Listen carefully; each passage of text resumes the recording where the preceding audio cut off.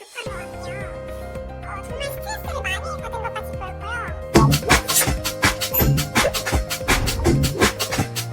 시청자 여러분 안녕하세요. 연예 대통령 이준호입니다.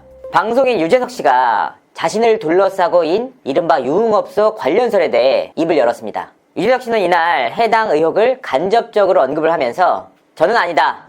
선의 피해자가 생기지 않았으면 한다 라고 밝혔는데요. 사실 유재석 씨가 이런 일로 언론에 자신의 입장을 밝히거나 감정을 드러내는 일이 거의 없습니다. 그런데 진짜 이날은 공교롭게도 유산슬 1집 굿바이 콘서트 기자회견이 진행되면서 기자들과 직접 대면하게 됐는데요. 이 자리에서 지난 18일 가로세로 연구소가 한 유흥업소 여성의 폭로를 다루면서 뜻밖의 자신이 의혹 선상에 오르자 이처럼 입장을 밝힌 것인데요. 유재석 씨가 직접 현장에서 밝힌 내용은 이렇습니다. 몰랐는데 오는 길에 다들 연락이 와서 무한도전이 실검에 나온다는 둥 제 이름도 거론된다고 하는데 저는 아닙니다. 이렇게 언급하는 것 자체가 괜한 오해를 불러일으킬까봐 자리가 생긴 김에 말씀드립니다. 선의 피해자가 생기지 않길 바랍니다. 이 같은 유재석 씨의 입장 발표에 현장에 있는 기자들도 굉장히 당황했다고 하는데요. 그래서 직접 현장을 찾아간 기자에게 한번 물었습니다. 유재석 씨가 그 말을 했을 때 저도 당황했어요. 왜냐하면 기자들이 질문한 내용이 아니라 유재석 씨가 2020년 계획을 얘기하다가 정말 갑작스럽게 마지막 멘트로 답한 거거든요. 정말 스트레스를 많이 받은 것 같이 보였고요. 기자들도 당황해서 유재석 씨를 따로 확인을 했어요. 그 멘트 기사로 나가도 되는 거냐 그랬더니 유재석 씨가 저도 이런 건 처음이라 잘 모르겠다. 어떻게 해야 되느냐 이렇게 반문하더라고요. 정말 유재석 씨 성격상 그런 얘기했다는 것 자체가 엄청난 스트레스를 받았다는 거거든요. 사실 그 의혹에 대해서 기자들이 일부러 질문을 안 했거든요. 그래서 유재석 씨의 멘트가 나오는 게 그들이 원하는 그림으로 가는 거니까.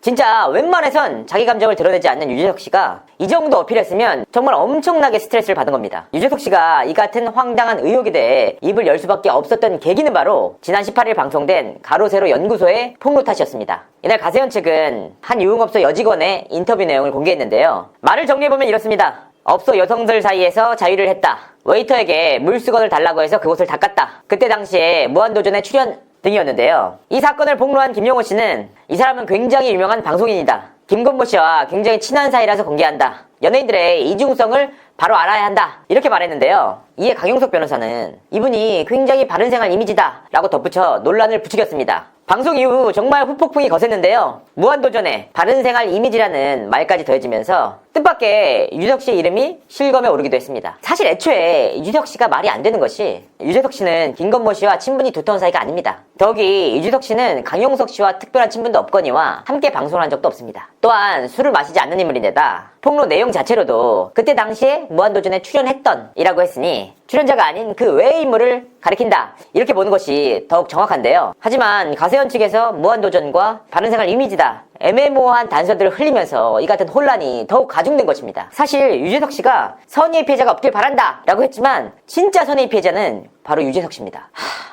저도 왜 이렇게까지 하는지 잘 모르겠습니다. 물론 김건모 씨야 성폭행을 당했다고 주장하는 여성이 직접 고소를 하면서 이름이 공개된 케이스지만 사실 이와 반대로 이와 같은 방송을 통해 선의의 피해자가 생긴 케이스가 적지 않습니다. 부산 여배우 사건도 그랬고 이번에도 마찬가지였는데요. 사실 가세현 채널의 영향력이 점차 커지면서 혼란이 가중되는 상황입니다. 그리고 실제로 물어봐도 답 안 해줍니다. 제가 직접 전화해서 물어본 적이 있었지만